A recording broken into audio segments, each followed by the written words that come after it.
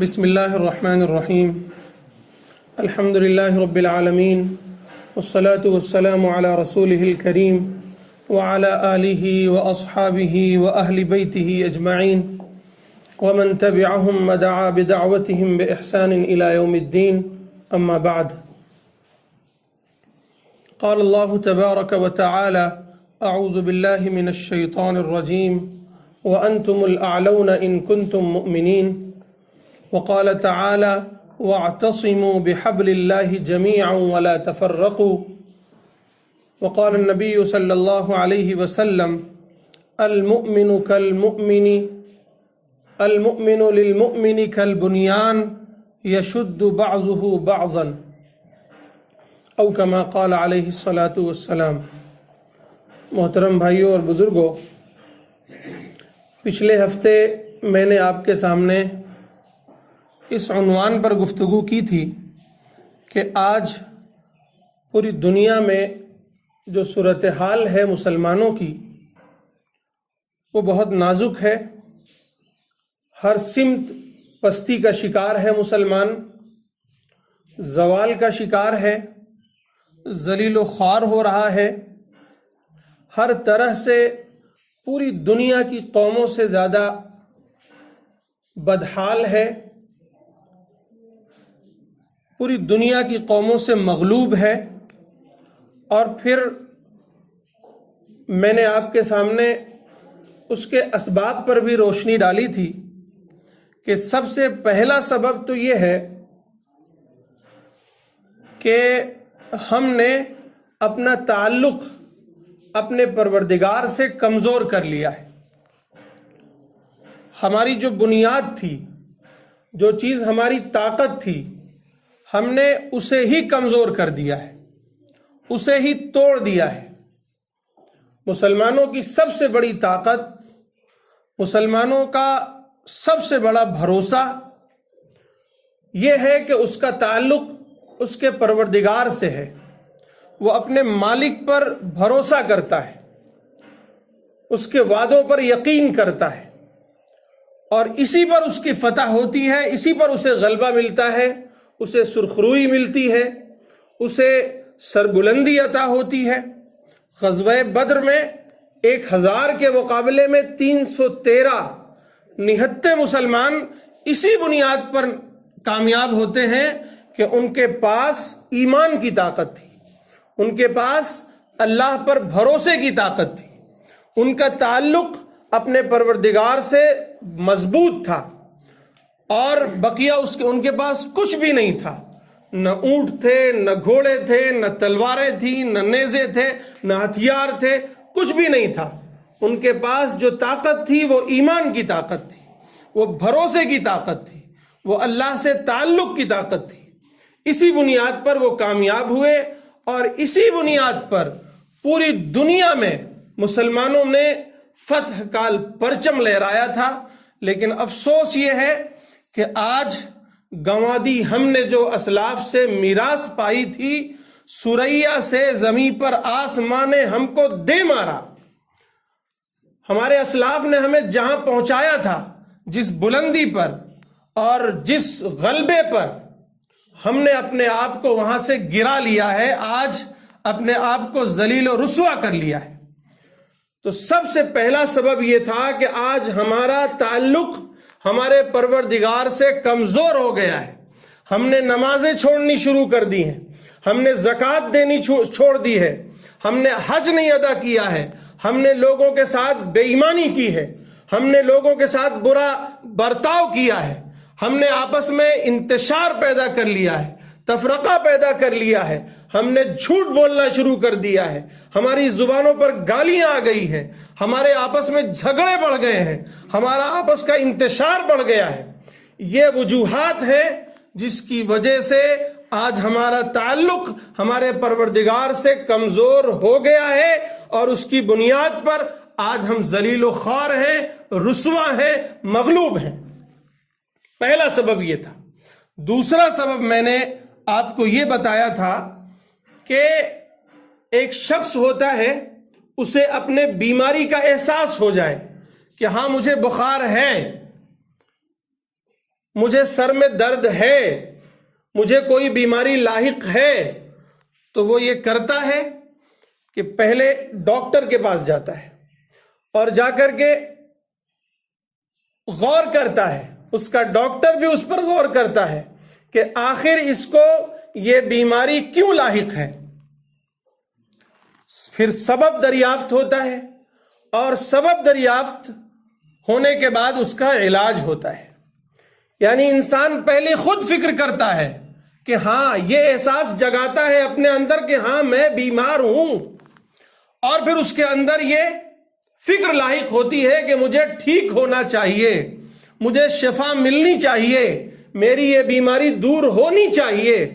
لیکن افسوس یہ ہے کہ آج مسلمانوں کی حالت یہ ہے کہ غفلت کی نیند طاری ہے ان پر، سو رہے ہیں مست سے، انہیں مارا جائے، کاٹا جائے، انہیں کچھ بھی کیا جائے، ان کے سروں میں جوں نہیں رینگتی ہے، انہیں احساس نہیں ہے کہ ہاں ہم واقعی بیمار ہیں، اور نہ ہی انہیں یہ فکر ہے کہ ہمارا علاج ہونا چاہیے۔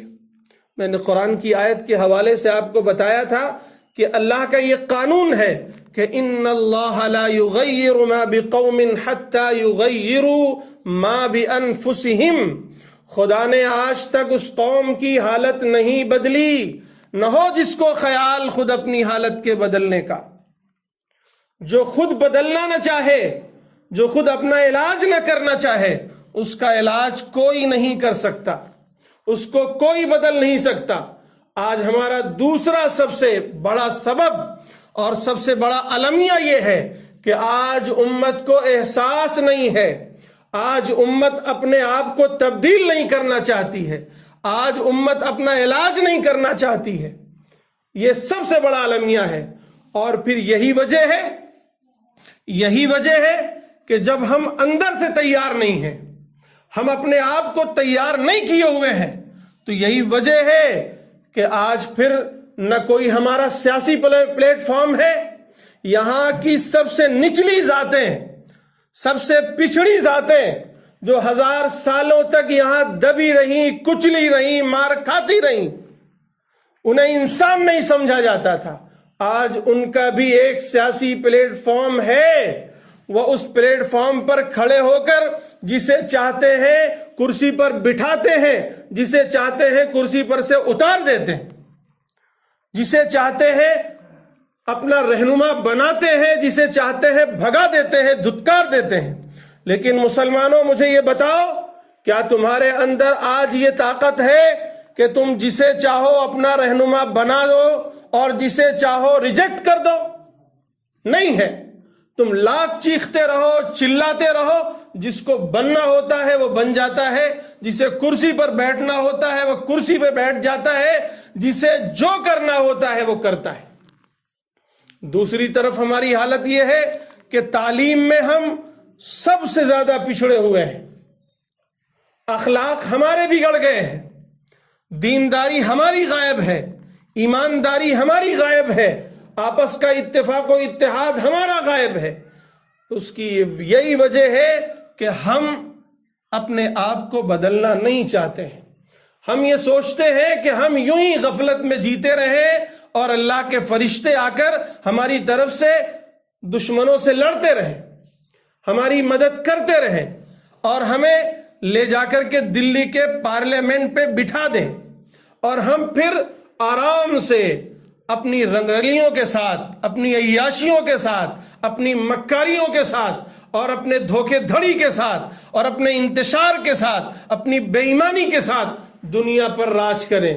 یہ قیامت تک نہیں ہو سکتا مسلمانوں، قیامت تک نہیں ہو سکتا ہے۔ یہ خواب ہے، خواب دیکھتے رہو، خوابوں کا کوئی بھروسہ نہیں ہوتا ہے۔ این خیال استو محال استو، بس اور کچھ نہیں ہے، یہ خیال ہے، اور خیال کبھی حقیقت میں نہیں بدلا کرتے۔ میرے بھائیوں، آج پوری دنیا کے حالات کو چھوڑیے، آپ اپنے ہندوستان پر غور کیجیے۔ آج جگہ جگہ موب لنچنگ کے نام سے، یعنی قتل، یعنی گائے کے نام پر تمہارے معصوموں کا قتل ہو رہا ہے، ہو رہا ہے کہ نہیں ہو رہا ہے؟ جو اخبارات پڑھتے ہیں، ٹی وی دیکھتے ہیں، سوشل میڈیا پہ خبریں پڑھتے ہیں، انہیں اچھی طرح معلوم ہے جگہ جگہ کوئی علاقہ محفوظ نہیں ہے۔ اور پھر کبھی تمہارے مسلم پرسنل لا پر کیچڑ اچھالا جاتا ہے، کبھی اس کے خلاف آواز اٹھائی جاتی ہے، اور کبھی کوئی شوشہ چھوڑا جاتا ہے اور کبھی کوئی شوشہ چھوڑا جاتا ہے۔ کیا اس سے باہر نکلنا ہے کہ نہیں نکلنا ہے؟ اس غار ذلت سے باہر آنا ہے کہ نہیں آنا ہے؟ کبھی غور کرتے ہیں، کبھی تنہائی میں سوچتے ہیں؟ نہیں سوچتا، کوئی نہیں سوچتا۔ اگر سوچتے ہوتے میرے بھائیوں تو آج ہمارے اندر ایک بیداری ہوتی، آج ہمارے اندر ایک طرح کا جذبہ ہوتا، ہماری روح بھڑک رہی ہوتی کہ ہمیں کچھ کرنا چاہیے۔ یہ جمہوری ملک ہے، یہاں ہتھیار اٹھانے کی اجازت نہیں ہے، نہ ان کو ہے نہ تم کو ہے، کسی کو نہیں ہے، لیکن یہاں کی عدالتیں کھلی ہیں، یہاں کی عدالتیں کھلی ہیں، یہاں کا ہر میدان کھلا ہوا ہے۔ اٹھ کھڑے ہو اور اپنا ڈیفنس خود کریے، اپنی حفاظت خود کریے۔ آج ہمیں اس کی طرف توجہ دینے کی ضرورت ہے۔ کم از کم ہم اپنے گاؤں کی سطح پر، اپنے علاقے کی سطح پر اپنے آپ کو متحد رکھیں۔ یہ تو کر سکتے ہیں، یا ہمیں متحد ہونے سے بھی بی جے پی والے روکتے ہیں، یا آر ایس ایس والے آتے ہیں کہتے ہیں نہیں تم لڑو اور لڑو۔ کوئی آر ایس ایس والا آ کر کے تم سے کہا کہ ایک بالی زمین کے لیے قتل کر ڈالنا کسی کا، مار ڈالنا کسی کا، سر پھوڑ دینا کسی کا، جیلوں میں کاٹنا جا کر کے قید بامشقت، کسی آر ایس ایس والے نے کہا ہے؟ کسی سے نے کہا ہے کہ گالیاں دینا روزانہ؟ کسی نے نہیں بھائی۔ ہم نے اپنے پیروں پر خود کلہاڑی ماری ہے۔ آج رونا روتے ہو، وہ رونا رونے سے پہلے میں یہ کہوں گا کہ اپنے آپ کا محاسبہ کیجئے، اپنا جائزہ لیجئے، اپنے حالات کو دیکھیے، کہاں جا رہے ہیں ہم؟ اسی طرح حالات بگڑتے رہے اس ملک کے تو وہ دن دور نہیں ہے کہ اسے برما بنا دیا جائے، پھر یہ وہ دن دور نہیں ہے کہ اسے اسپین بنا دیا جائے اور یہاں کی مسجدوں میں تالا لگا دیا جائے گا اور تمہیں بے گھر کر دیا جائے گا۔ لیکن میرے بھائیوں یہ دن بہت دور ہے۔ ابھی یہ ملک جمہوری ملک ہے، یہ ہمارے بزرگوں نے اسے جمہوری ملک بنایا ہے۔ یہاں کے سنویدھان نے، یہاں کے قانون نے، یہاں کے آئین و دستور نے ہمیں بہت سارے حقوق دیے ہیں۔ یہاں کی عدالت کے دروازے ہمارے لیے کھلے ہیں، اور یہاں تک میں کہتا ہوں کہ یہاں کے غیر مسلم بھائیوں کے دل بھی ہمارے لیے کھلے ہوئے ہیں، سوائے چند لوگوں کے، سوائے چند لوگوں کے۔ آپ کو تجربہ ہوگا، کچھ شرپسند لوگ ہیں، خبیث فطرت کے لوگ ہیں جو ہندوستان کو امن و امان کے ساتھ نہیں رہنا دینا چاہتے ہیں، جو ہندو مسلم فسادات کروانا چاہتے ہیں، جو سیاست کی روٹیاں سیکنا چاہتے ہیں، بس اس کے علاوہ اور کوئی مقصد نہیں ہے۔ صرف ہمیں اور ہمارے ان بھائیوں کو لڑانا چاہتے ہیں۔ اسلام کا یہ اصول ہے کہ دنیا کا ہر انسان تمہارا بھائی ہے، خونی رشتے کا بھائی ہے۔ اس سے رشتہ جوڑو، اس سے رشتہ توڑو مت، اسے قریب کرو۔ اسے اگر کوئی غلط فہمی ہے، آپ کے خلاف کوئی زہر اگلا گیا ہے تو اس کے گھر جائیے، اس کے دکان جائیے، اس کے پاس جائیے اور اس کی غلط فہمی دور کیجیے۔ جو شر پسند لوگ ہیں ان کو پہچانیے اور ان غیر مسلم بھائیوں سے کہیے کہ دیکھو بھائی یہ شریر لوگ ہیں، انہیں تم بھی پہچان لو۔ آج ضرورت ہے کہ گاؤں گاؤں کی سطح پر ہم ہندو مسلم ایک اتحاد قائم کریں، کوئی ایک تنظیم بنائیں، کوئی ایک پلیٹ فارم بنائیں کہ ہمارا مسلمان بھی ساتھ ہو، ہمارا ہندو بھی ساتھ ہو۔ اگر کسی ہندو پر ظلم ہو تو مسلمان کھڑا ہو جائے، اور اگر کسی مسلمان پر ظلم ہو تو ہندو بھی کھڑا ہو۔ یہ ماحول پیدا کیجئے۔ یہ ماحول پارلیمنٹ سے نہیں پیدا ہوگا، یہ ماحول مسجد کے ممبروں سے نہیں پیدا ہوگا، یہ ماحول جلسوں سے نہیں پیدا ہوگا، یہ ماحول دلی اور لکھنؤ سے نہیں پیدا ہوگا، یہ ماحول پیدا ہوگا ہمارے اور آپ کے اعمال سے پیدا ہوگا۔ ہمارے ان بستیوں سے پیدا ہوگا، ہمارے ان گاؤں سے پیدا ہوگا۔ اپنے گاؤں میں کبھی میٹنگ کیجئے، چوراہوں پہ ہم بیٹھتے ہیں، کبھی وہاں بیٹھیے، مسلمان خود بیٹھیں آپس میں، مسلمان آپس میں اتفاق و اتحاد پیدا کریں۔ آج مسلمانوں کہیں کسی دوسرے علاقے میں کسی مسلمان بھائی کو مارا جاتا ہے تو تکلیف تو ضرور ہوتی ہوگی۔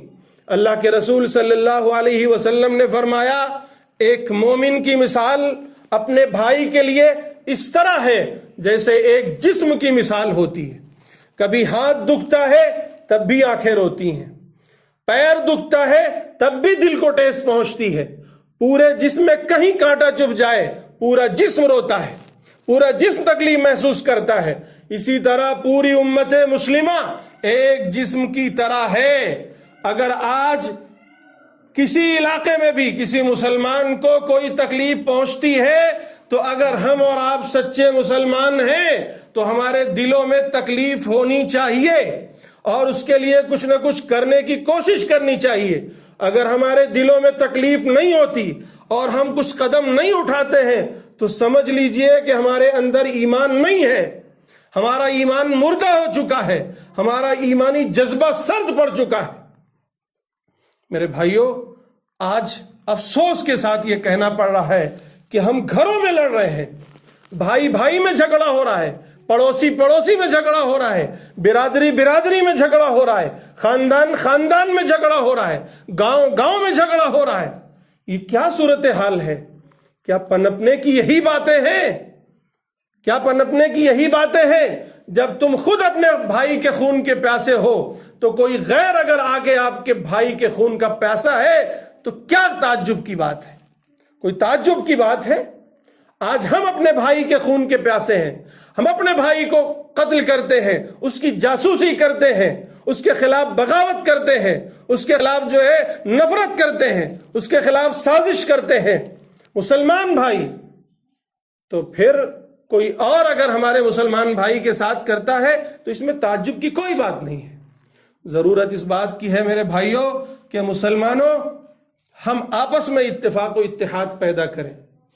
قرآن نے کہہ دیا تھا کہ وَأَطِيعُوا اللَّهَ وَأَطِيعُوا الرَّسُولَ وَلَا تَنَازَعُوا، اے لوگو اللہ کی اطاعت کرو، اے مسلمانوں اللہ کی اطاعت کرو، رسول کی اطاعت کرو، وَلَا تَنَازَعُوا، اور آپس میں انتشار مت کرنا، اختلاف مت کرنا، آپس میں لڑنا مت، ورنہ ہوگا یہ کہ تمہاری ہوا اکھڑ جائے گی، تمہارے اندر بزدلی آ جائے گی، تمہاری طاقت ٹوٹ ٹوٹ کر پارا پارا ہو جائے گی، تمہارا کوئی وجود نہیں بچے گا۔ اور آج یہی ہوا ہے کہ ہم نے آپس میں لڑنا شروع کر دیا۔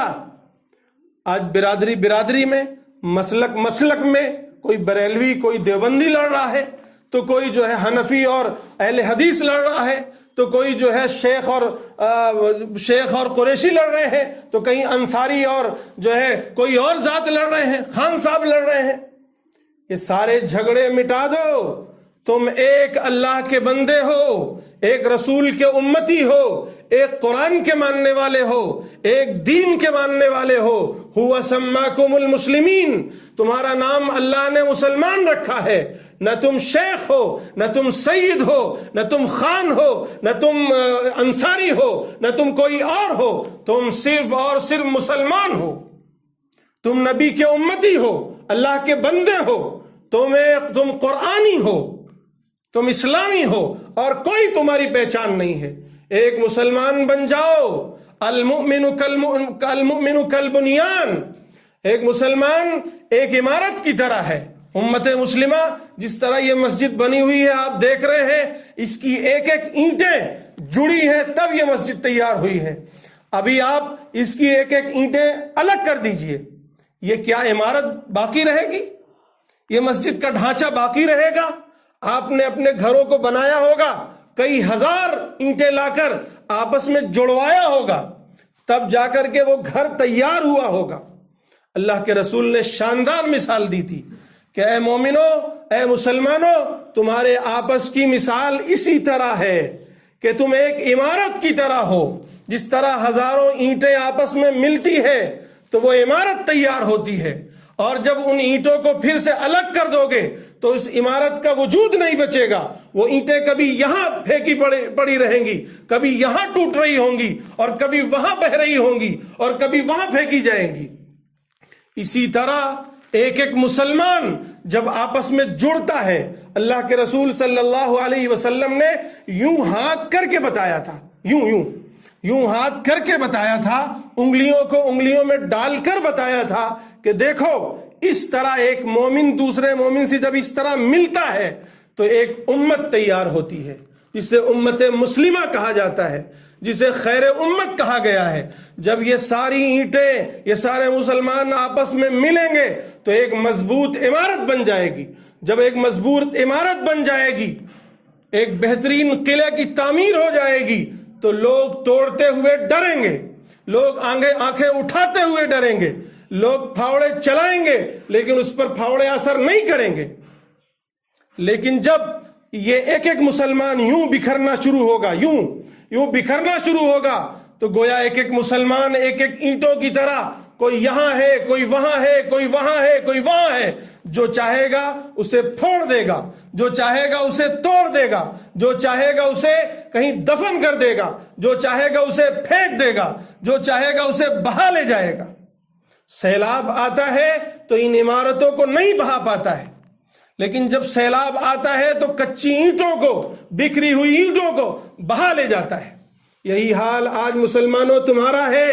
ہندوستان میں جو صورتحال ہے اس کی اہم وجہ یہ ہے کہ تم بکھر چکے ہو, تم ٹوٹ چکے ہو, تمہاری عمارت ٹوٹ چکی ہے, تم ایک ایک الگ ہو چکے ہو, تمہارے اندر انتشار پیدا ہو گیا ہے, تمہارے اندر افتراق پیدا ہو گیا ہے, تم آپس میں ایک دوسرے سے نفرت کرنے لگے ہو, آپس میں ایک دوسرے سے لڑنے لگے ہو. اس کی وجہ یہ ہے کہ تم بکھر گئے ہو. اور جب جو چاہتا ہے, کوئی گائے کے نام پر, کوئی مسجد کے نام پر, کوئی مندر کے نام پر, کوئی مسلمان کے نام پر, کوئی ذات پات کے نام پر, جو چاہتا ہے جیسے چاہتا ہے, کبھی گھروں کو جلاتا ہے, کبھی قتل عام کرتا ہے, کبھی فسادات کرتا ہے, کبھی کسی کو مار دیتا ہے, کبھی کسی کو جیلوں میں ٹھونس دیتا ہے, کبھی کسی کو دہشت گرد بتایا جاتا ہے. بہت سارے وجوہات ہیں, کچھ بھی کیا جاتا ہے تمہارے ساتھ, کوئی تمہارا پرسان حال نہیں ہے.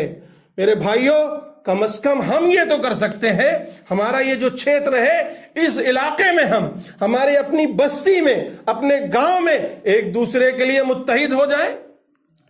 جھگڑے ہوتے ہیں, اختلافات ہوتے ہیں گھروں میں, باپ بیٹے نہیں لڑتے, میاں بیوی نہیں لڑتے, ماں باپ نہیں لڑتے ہیں. لیکن جب کبھی باہر کی کوئی آہٹ آتی ہے, باہر کا کوئی ڈاکو, کوئی چور, کوئی اچکا آتا ہے, تو سب مل کر اس کا مقابلہ کرتے ہیں کہ نہیں کرتے ہیں. اسی طرح میرے بھائیوں, ہمیں ہمارے آپس میں 100 اختلافات ہونے دیجیے, لیکن کوشش کیجیے کہ جب کوئی آندھی, کوئی سیلاب, کوئی طوفان باہر کا آئے تو ہم سب ایک جٹ ہو جائیں, ایک ساتھ اکٹھے ہوں, اور لوگوں کو بتا دیں کہ ہم متحد ہیں, ہم متحد ہیں. اور کوئی اگر ہماری طرف آنکھ اٹھائے گا تو ہم اس کی آنکھیں نکال لیں گے, کوئی ہاتھ اٹھے گا تو اس کے ہاتھ توڑ دیں گے. یہ جذبہ پیدا کیجئے میرے بھائیوں. جب تک ہم اپنے اندر تبدیلی لانے کی کوشش نہیں کریں گے, کچھ ہونے والا نہیں ہے. تو پہلی وجہ کی محمد سے وفا تو نے تو ہم تیرے ہیں, یعنی دین سے لگ جاؤ, خدا سے لگ جاؤ, رسول سے لگ جاؤ, اللہ کی مدد آنی شروع ہو جائے گی. اور پھر اپنے آپ کو بدلنے کی کوشش کرو, اور اس میں سب سے بڑی بات یہ ہے کہ آپس میں اتفاق و اتحاد پیدا کرو, آپس میں جوڑ پیدا کرو, باہر کے کسی بھی آندھی اور طوفان کے مقابلے کرنے کی ہمت پیدا کرو اپنے اندر. اللہ تعالیٰ مجھے بھی اور آپ سب کو بھی عمل کی توفیق نصیب فرمائے. وآخر دعوانا ان الحمد للہ رب العالمین.